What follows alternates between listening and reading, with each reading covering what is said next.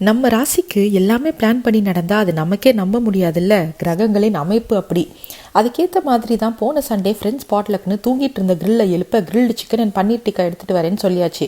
சிக்கனுக்கு ஷேவிங் செஞ்சு குளிப்பாட்டுற வேலையை வீட்டுக்காரர்கிட்ட விட்டுட்டு நான் அதுக்கு மேக்கப் அண்ட் சட்டை போட இறங்கிட்டேன்.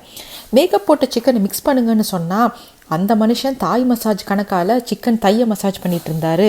இதில் மண்டை மேலே இருந்த கொண்டையை மறந்த மாதிரி அங்கங்கே கோடு போட வேற மறந்தாச்சு. ஒரு வழியாக சிக்கனை ஃப்ரிட்ஜில் கொஞ்சம் நேரம் தூங்க வச்சுட்டு பன்னீருக்கு மேக்கப் போட இறங்கிட்டேன். அது மண்டையில் கொட்ட வேண்டியதெல்லாம் கொட்டிட்டு கொஞ்சம் நேரம் தூங்க விட்டாச்சு. இனிமேல் தான் முக்கியமான வேலையே. அதை பார்த்து பதுசாக குச்சிக்குள்ளே கரெக்டாக விடணும். கொஞ்சம் தள்ளி குத்திட்டா இப்படி போட்டது அப்படி பிச்சுட்டு வந்துடும்.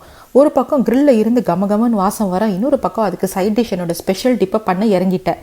ஒரு வழியாக எல்லாத்தையும் மூட்டை கட்டிட்டு பெருசு சிறுசுன்னு எல்லாத்தையும் கூட்டிகிட்டு போய் பார்க்கில் இறங்கினா இப்போ தானே பிளாட் ட்விஸ்ட்டு.